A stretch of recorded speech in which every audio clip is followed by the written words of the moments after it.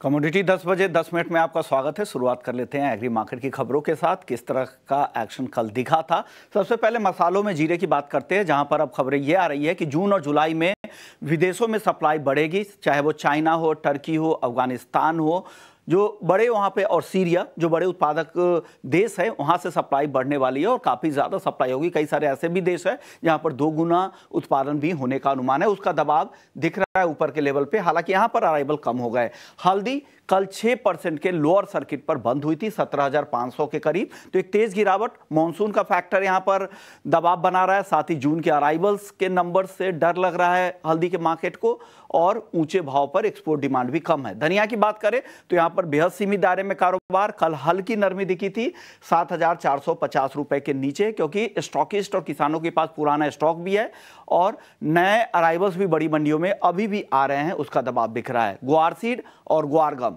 इन दोनों में लगातार सीमित दायरे में कारोबार है। दोनों काउंटर दायरे में फंसा हुआ है। हालांकि मंडियों में आवक कम हो गए हैं, लेकिन जैसे जैसे मानसून की खबरें आएंगी उसके बाद बाजार यहां पर रिएक्ट करने की कोशिश करेगा। ग्वारगम 10,700 के नीचे और ग्वार सीड का वायदा 5,500 रुपए के नीचे कारोबार कर रहा है। चलिए अगले काउंटर की तरफ बढ़ते हैं, वो है कैस्टर।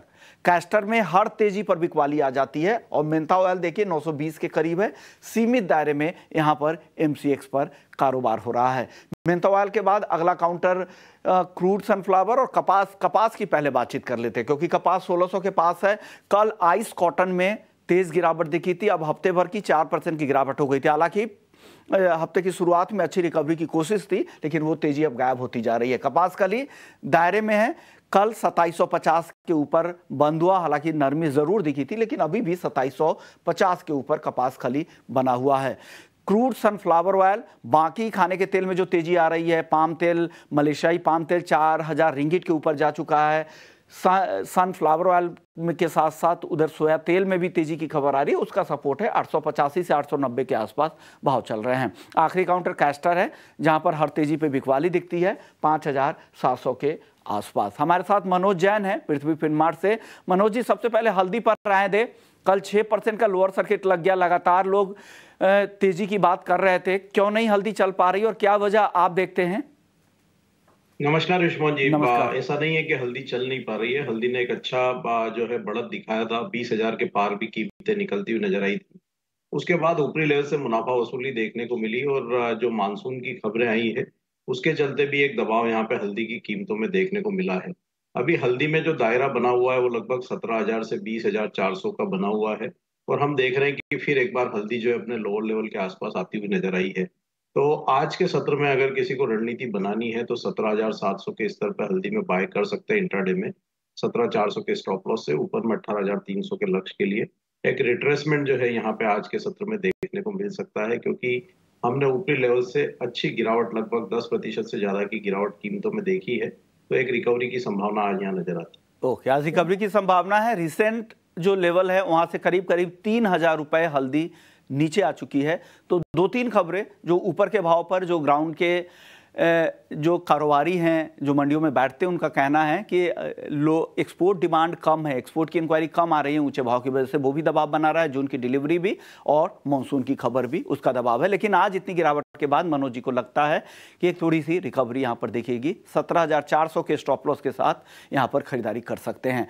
जीरा और धनिया, इन दोनों में बताइए। जीरे को लेकर भी खबर आ रही है कि कई सारे ऐसे देश है, अफगानिस्तान में दुगनी फसल है, चाइना की खबर की फसल को लेकर खबर यह आ रही है कि 27-28 के मुकाबले 50,000 टन के ऊपर फसल रहने की संभावना है। सीरिया और टर्की में भी बम्पर उत्पादन की संभावना है। कि आपको क्या लग रहा है जीरे में क्या होगा आगे, और धनिया को लेकर क्या कहेंगे?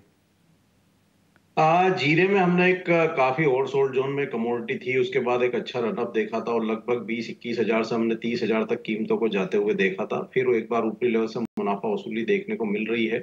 पाइपलाइन जिस तरह से खाली थी उसके चलते हमने एक अच्छी रिकवरी यहाँ पे कीमतों में आते हुए देखी थी। लेकिन अब कहीं ना कहीं यहाँ जीरा कंसोलिडेशन में जाता हुआ दिख रहा है। तो हमारा मानना है कि जीरे में यहाँ दायरा बना रह सकता है 27,000 से 29,500 का। तो एक दायरे में ये कमोडिटी ट्रेड कर सकती है अगले कुछ सप्ताह के लिए। लेकिन हाँ, धनिया में हम देख रहे हैं कि एक अच्छी जो है कंसोलिडेशन इस कमोडिटी में देखने को मिली है और निचले स्तरों पर सपोर्ट जो है वो लगातार बने हुए हैं।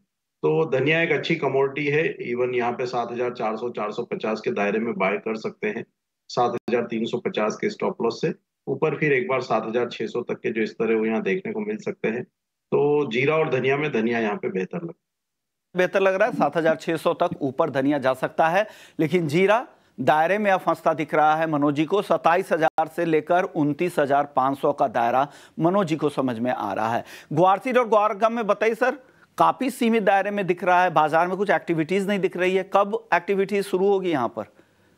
बिल्कुल, यहाँ पे हम कह सकते हैं कि पिछले काफी सप्ताह से एक बहुत ही सीमित दायरे में दोनों कमोडिटी ट्रेड कर रही है। और हमारा मानना है कि अब जैसे जैसे मानसून का अराइवल यहाँ पे स्टार्ट होगा, जो स्पेशली अगर हम राजस्थान गुजरात की बात करें, तो फिर एक बार यहाँ पे वोलेटिलिटी बढ़ सकती है। तो अभी हमारा मानना है कि जून एक्सपायरी के बाद फिर इस कमोडिटी में एक मोमेंटम जो है वो बनता हुआ नजर आएगा। तो अभी अगले और 10-15 दिन एक दायरा जो है वो दोनों ही कमोडिटी में बना रह सकता है। और 10 दिन आपको लग रहा है दायरे में, उसके बाद बड़ी एक्टिविटीज दिखेगी।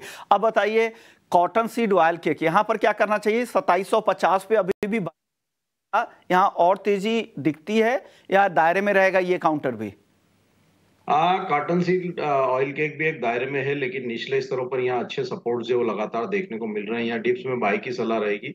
अगर ये 2710-15 के आसपास मिलता है आज, तो फिर यहाँ एक बार बाय करना चाहिए। 2666 का स्टॉप लॉस लगाएं।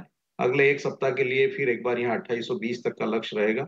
अभी ये कमोडिटी यहाँ पे हम देख रहे हैं कि 2680 से 2820 जो है वो दायरा बना हुआ है, और निचले स्तरों पर मिलती है तो फिर एक बार यहाँ पे बाइंग की सलाह रहेगी। तो 2820 के टारगेट के लिए कॉटन सीड ऑयल के खरीदने की सलाह मनोज जी की तरफ से। शुक्रिया मनोज जी, आपने वक्त निकाला और एग्री मार्केट पर पूरी अपनी राय रख दी।